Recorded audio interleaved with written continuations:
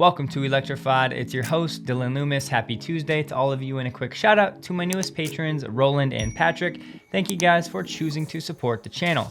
First up today, just a quick FYI, there is a new spoof account of dyno. So in case you're seeing some tweets, just know that there are now at least 2 accounts, so you need to check to make sure and see if it's actually him. I also thought this was a good idea and worth sharing. Suction mounting an iPad to the glass roof of the 3NY for the kiddos occupied during trips.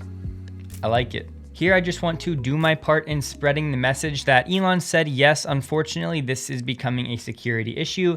This being people talking about his travel plans. Yes, there are some accounts out there that are dedicated to following Elon's every move. So just spread the message to, maybe not follow those accounts, or at least don't spread them even more, as we don't want everybody knowing when and where Elon is moment by moment. I have to highlight this tweet thread by James Douma. It goes over an excellent point that I think a lot of people overlook. People misunderstand the value of a large fleet gathering training data. It's not the raw size of the data you collect that actually matters. It's the size of the set of available data you have that you can selectively incorporate into your training data set. This is a critical distinction. The set of data you choose to train with has a huge impact on the results you can get from the train network. Companies that just hoover up everything have to go back through the collected data and carefully select the items to use for training. So if you put cameras on cars and just collect everything, you'll end up not using 99.99% of it. Collecting all of that, it's time consuming and expensive. Tesla does not do that.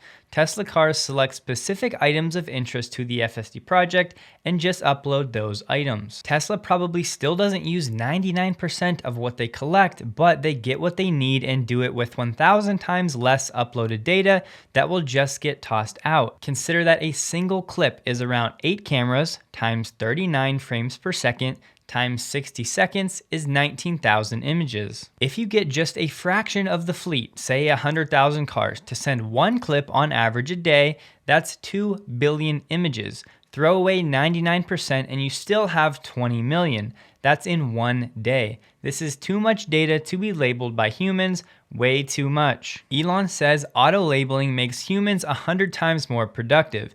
Even so, 20 million images a day would keep thousands of auto labeling enabled labelers busy full time, maybe 10,000. 20 million is still too much. Even if you can label it, you can't train with all of it because no computer is remotely big enough to frequently retrain a large neural network on a total corpus containing many, many days and tens or hundreds of billions of images. The point of this exercise is to point out that Tesla cannot utilize more than maybe one clip per 10 or 100 vehicles in the fleet per day. But that doesn't mean that a huge fleet isn't a huge advantage. If you have a huge fleet, you can ask for very, very specific and rare things that you need. And with a big enough fleet, you will get that data. The ability to be very selective with what you ask for greatly multiplies the value of the data you do collect. So yes, individual vehicles don't necessarily send a lot of data, but the point is they're always looking for useful stuff. Anytime you drive with or without autopilot, your car can be looking at every frame from every camera to find the stuff that the FSD team is looking for. That is a monstrously huge advantage enabled by the capacity of the vehicle computers, the size of the fleet, and their high bandwidth OTA capability via Wi-Fi. So in summary, what's important is not how much data you have collected, but how much high quality data you can collect whenever you want it. Tesla could throw away their corpus and collect another good one in a month. This is what puts them in their own league data-wise. Brian put it like this: seems like what you're saying is that the cars still collect all of that data, but by having the campaigns on the cars, it's the cars themselves throwing out 99.99% of the data, so the team at Tesla doesn't have to deal with it. Jimma says yes, a good way to put it. And to wrap up this section, Gas Off asked about Mobileye claiming they have more data than Tesla. James said he's not privy to what everybody has on their hard drives, but to do what Tesla does, you need a huge fleet, tops of excess compute on the vehicles, and OTA capability with frequent, large, bi-directional updates. As far as I know, only Tesla has this capability. Hopefully, this will enable you to add a little bit more nuance to this data conversation in the years to come. Toyota cuts its expectations for February output, citing the chip shortage. This means Toyota's global production will come in under the $9 million vehicle target for its fiscal year that will end March 31st. Toyota did say that demand was very strong, but due to the impact of semiconductors across all industries, we have adjusted our production plan. Toyota actually started this fiscal year projecting for 9.3 million vehicles. Now it's looking like they will be under 9 million. If you guys have any interest in investing or the macro space at all, I highly encourage you to subscribe to Lyn Alden's newsletter. She is definitely one of the best in the space, and she puts things in a way that are easy to digest. Some quick highlights from her most recent work. The US stock market capitalization currently represents 61% of the global stock market capitalization, despite the fact that US GDP is only 23% of global GDP.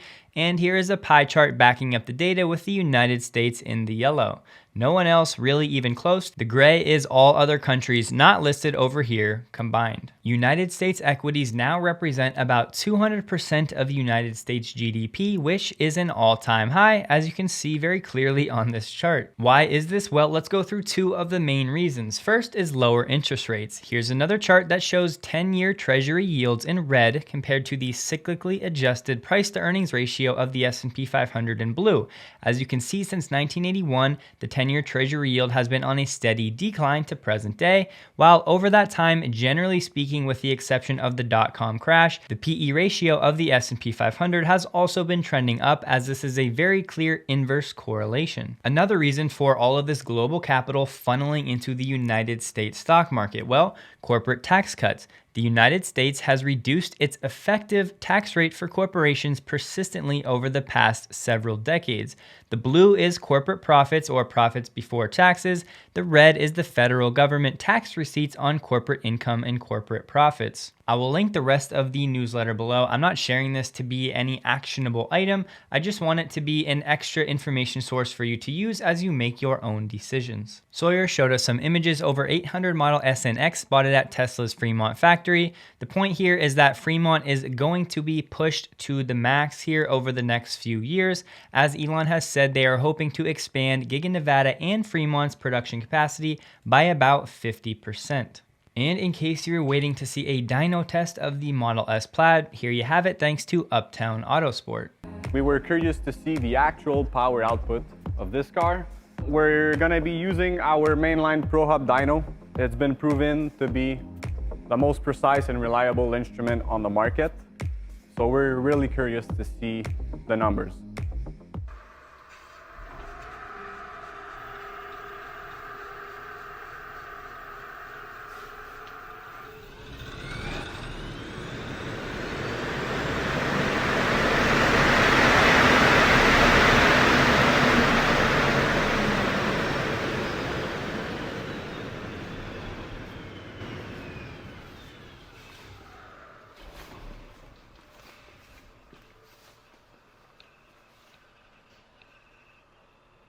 From Drive Tesla Canada, the California Public Employees Retirement System, the largest public pension fund in the US in terms of assets, has grown its stake in Tesla stock. It now owns about $1.3 billion of Tesla, representing about 1% of their portfolio.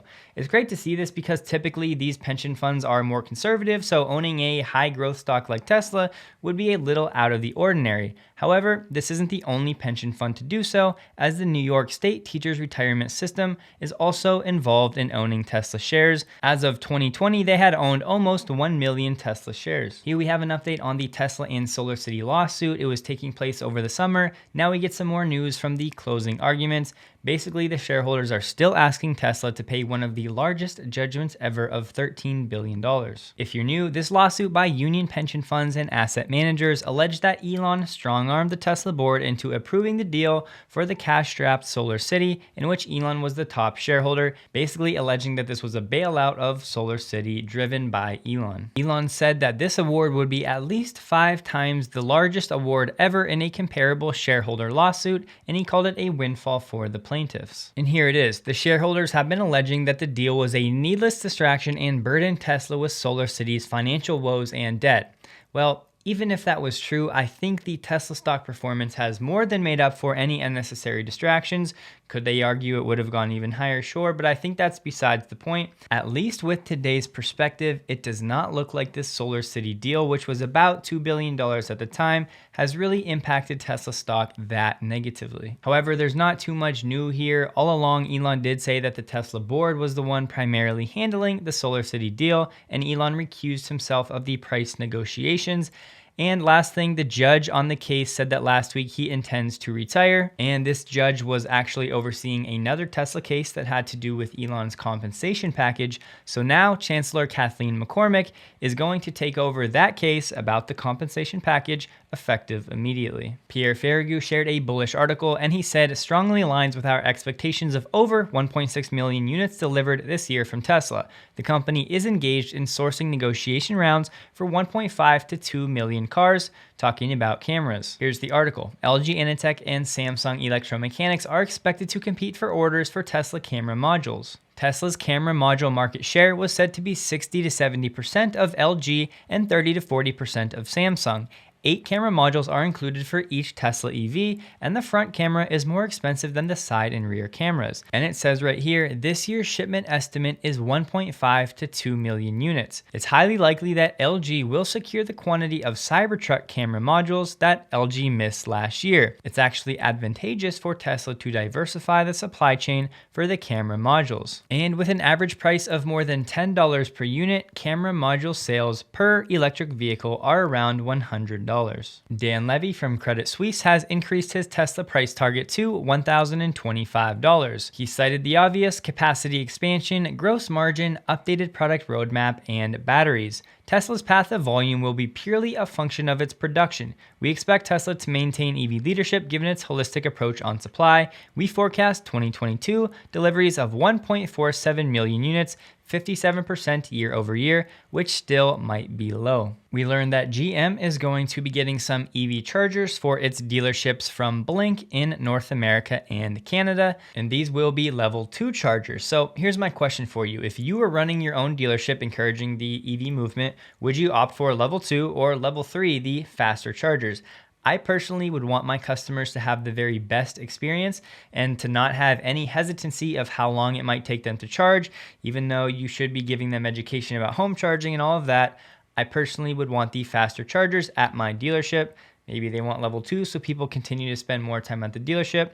I don't know, let me know if I am missing something here. Back to Sawyer, if a Tesla Semi drives 800,000 miles over the vehicle lifetime, it could do more. The owner would save around $400,000 in fuel costs, assuming a price per kilowatt hour of 24 cents, which of course will vary widely region to region. Multiply those savings for a fleet and you can partially see why the Tesla Semi is such a disruptor. Elon has really been driving this point home as of late, saying we should be much more worried about population collapse.